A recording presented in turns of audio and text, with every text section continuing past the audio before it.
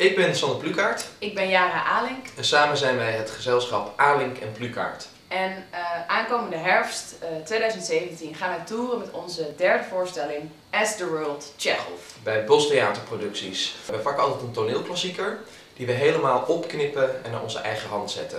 En hebben we eigenlijk een heel eigen verhaal daaromheen gecreëerd. Die gaan over twee jonge mensen die heel veel dromen en verlangens hebben, zoals alle personages in Chekhov.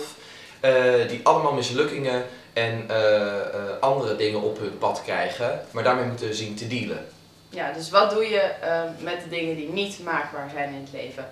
Daar gaat het eigenlijk over. En dat klinkt nu heel treurig, maar dat is het niet. Want wij houden zelf van tragicomisch theater. En als het goed is, wij vinden zelf dat er wel wat humor in zit. Heel veel. Dus het is een lichte, nieuwe Chekhov die we hebben gemaakt.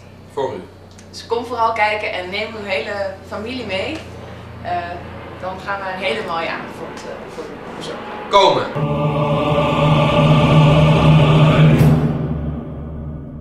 Een enorme poster in mijn kamer hangen.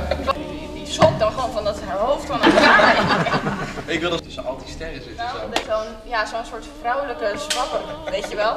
Ineens huilen, gillen als Nederland nu de Wereldcup zou winnen. Die emotie in Ergens in een achterafzaaltje. Een avondelijke belichting.